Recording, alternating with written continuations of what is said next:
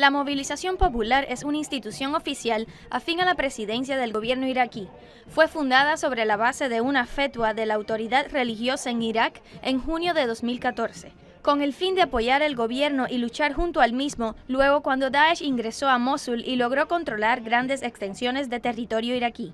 En ese entonces, la autoridad religiosa hizo un llamado a todos los que podían tomar las armas para luchar contra la organización. De esta manera, se incorporaron a las filas de la movilización popular decenas de miles de combatientes procedentes de varias regiones, entre ellos habitantes de Al-Anbar, Saladino y Diyala. Muchos pelotones fueron incorporados a la institución, algunos formados mucho antes de 2014, con el inicio de la ocupación estadounidense de Irak en 2003, como lo es el ejército de Al-Mehdi, que ahora es conocido como las Brigadas de Paz, y la organización Badr, además de otras brigadas y facciones. Las batallas libradas por la movilización, además de las múltiples victorias logradas al lado del ejército iraquí, lo hicieron adquirir cada vez más fama. Logró liberar Diyala y los distritos de Saladino, garantizando su seguridad. Venció a Daesh en Yarf al-Saher, Yazira Samura, Tikrit, Al-Lain y Al-Kamah. También logró la victoria en la batalla para liberar la refinería de Biji y logró garantizar un cinturón de seguridad alrededor de la capital Bagdad. Participó en las batallas de Al-Saklawiya, Al-Bushayal, además de cercar a Daesh dentro de Al-Fallujah, colaborando así en su liberación a través del bloqueo y el apoyo, lo cual la convirtió en una ecuación dura e indispensable para la liberación de Mosul.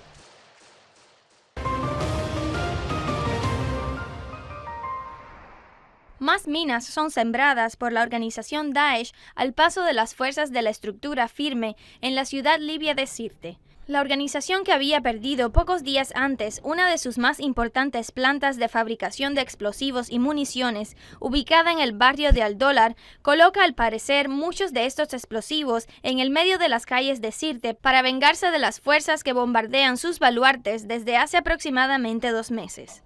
El portavoz de la sala de operaciones de la estructura firme, el general de brigada Mohamed Al-Ghastri, confirmó que un número de sus fuerzas murieron al estallar una mina en el eje del sureste en Sirte, en el centro de Libia. Señaló que los combates contra la organización Daesh continúan en los ejes de combate del sur, oeste y este del frente de la batalla de la ciudad, además del barrio, la universidad y el perímetro de la sala de conferencias de Ouagadougou en el área alrededor de los edificios indios. En los enfrentamientos sobre suelo de Sirte, donde abundan las minas y los artefactos explosivos, la Fuerza Aérea Libia apoya a las fuerzas del ejército libio. Esas fuerzas, ubicadas en la ciudad de Sabrata, han realizado 6 incursiones contra posiciones y fortificaciones de Daesh en la ciudad. Desde el mes de mayo pasado, las fuerzas de la estructura firme han perdido alrededor de 400 elementos, además de 2.000 heridos. Sin embargo, siguen empeñados en liberar a la ciudad de Sirte de las garras de Daesh. El general en jefe Khalifa Haftar, comandante del ejército libio en el este, cuyas bases se ubican en Benghazi y sus alrededores y cuya misión es combatir a Daesh, Al-Qaeda y Saray al-Defa, arribó a El Cairo, la capital de Egipto, por tercera vez en un mes en una visita no anunciada. En esta oportunidad lo acompañan 7 de sus asistentes y la tarea es revisar el desarrollo de los acontecimientos y comentar sobre el apoyo francés que ayuda a asestar golpes contra el terrorismo en Benghazi y Al-Jadabiyah. En la agenda de la visita, la prioridad sería el encuentro con funcionarios de seguridad y con militares egipcios.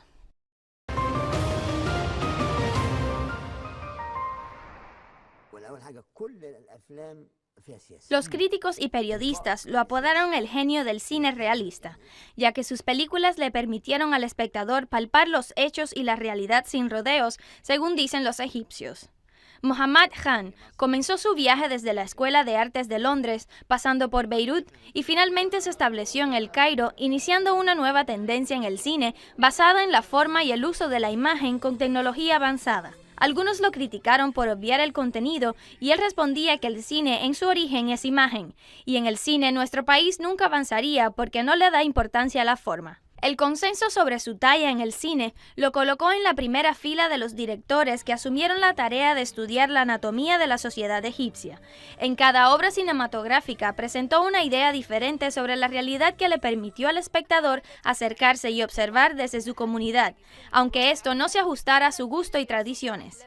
El director poseía algo de libertad al expresarse sobre algunos temas y problemas que estaban en el centro de su interés como artista y ser humano. Esto le permitió depender de su imaginación y buscar herramientas artísticas para producir un cine moderno. Por su creatividad, el finado obtuvo premios en diferentes festivales internacionales alrededor del mundo. Produjo 24 películas, en su mayoría controvertidas, entre las que se destacan Una cita para cenar, Otoño, Salió y no regresó, La esposa de un hombre importante, Los sueños de Hind, Camelia y Los días de Sadat. Su última película, Besos en una aglomeración de verano, fue el final de su viaje. No se desvió de su estilo ni en la forma o el contenido. Resta señalar que quienes rodearon al personaje que dio a conocer la imagen de Egipto y de su espíritu, los embarga un sentimiento de tristeza a causa de lo que sufrió para obtener la nacionalidad egipcia, hecho logrado en el año 2013.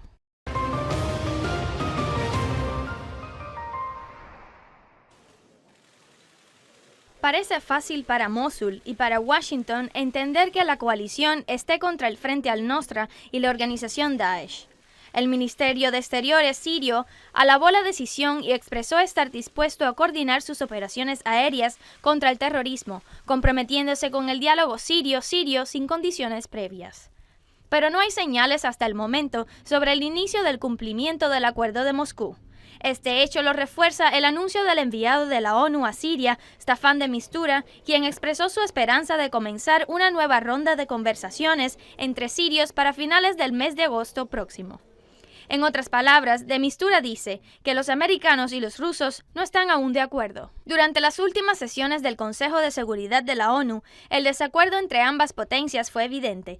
Los delegados de ambas partes intercambiaron acusaciones de matar a civiles sirios durante los ataques aéreos. Los rusos condenaron el hecho de limitar la denuncia a las zonas que se encuentran bajo el control de los grupos extremistas, ignorando las zonas sitiadas por estos grupos. Lo que puede aumentar esta disputa es una decisión que probablemente adopte el Consejo Consultivo del Frente al-Nusra y que pondría fin a la relación entre el Frente y Al-Qaeda, una decisión que tranquilizaría por lo menos políticamente a Washington, ya que le facilitaría vender la idea sobre las diferencias entre los grupos clasificados como terroristas y aquellos incluidos en el acuerdo del cese de hostilidades. Pero el desarrollo de los acontecimientos sobre el terreno, particularmente en Alepo, señala que el ejército sirio y sus aliados avanzan sin esperar los acuerdos políticos. La parte oriental de Alepo se encuentra totalmente sitiada.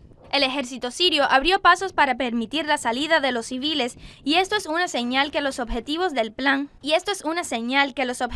plan que comenzó a implementarse hace unas semanas van más allá de cercar a los militantes armados en la misma. De acuerdo con la información fidedigna, algunos de sus líderes habían huido a Turquía antes de completar el cerco. Según The Economist, Turquía se encuentra hoy ocupada atendiendo sus crisis internas. Antes había normalizado sus relaciones con Rusia, además había reducido su contribución a los grupos armados que reciben su apoyo desde su formación años atrás. La posición de Ankara en el norte de Siria, el campo central de las batallas, es más compleja de lo que era antes. El observador optimista, que espera una pronta solución política, vigila el curso de las batallas e intuye que las negociaciones necesitan del calor de los acontecimientos sobre el terreno, que no actúa como catalizador para reactivar los acuerdos básicos, y esto es lo que no ha sucedido hasta ahora como lo desean los aliados de Washington.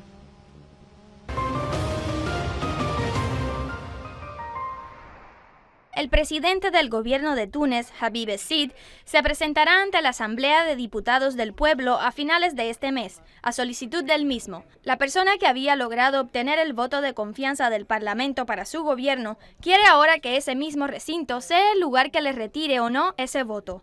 Algunos partidos no han decidido cuál sería su posición ante el gobierno, pero los grandes partidos ya han fijado su posición y consideran que la gestión del gobierno de Sid ha caducado. El Frente Popular se definirá, por supuesto, en contra de este gobierno y en el mejor de los casos manifestaría sus reservas si consideramos que la batalla por retirar la confianza forma parte del expediente del gobernante. Podría ser el caso votar con o en contra, pero esto estaría, por supuesto, una posición que contradice la postura del Frente Popular y, por supuesto, no se producirá. Consideramos esta convergencia política mayor que el acuerdo anterior, producido con el apoyo al gobierno de Habib el-Sid. Por lo tanto, es nuestro deseo constante ampliar las coaliciones, los acuerdos políticos, los encuentros entre los partidos políticos y nuestras grandes organizaciones nacionales.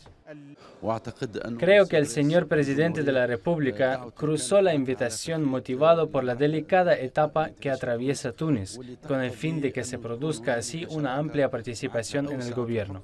En el momento en el que se iniciaron los debates sobre la iniciativa de Sepsi y comenzaron a delinearse los rasgos generales del próximo gobierno, empezaron a elevarse voces pidiendo evaluar dicha iniciativa y evaluar la gestión de gobierno antes de emitir un juicio y cargar a el-Sid solo con el peso de la responsabilidad por el deterioro de la situación. La iniciativa no fue sometida a una evaluación antes de su lanzamiento. Moralmente hablando, ¿cómo podemos decir que Habib el-Sid es responsable solo, cuando otras partes son responsables junto con él? Nosotros responsabilizamos a todas las partes. Según las posturas políticas, parece que el gobierno de Sid vive sus últimos días, pero la formación de un gobierno de unidad nacional no sería un asunto fácil según los expertos, además de la selección de un nuevo presidente.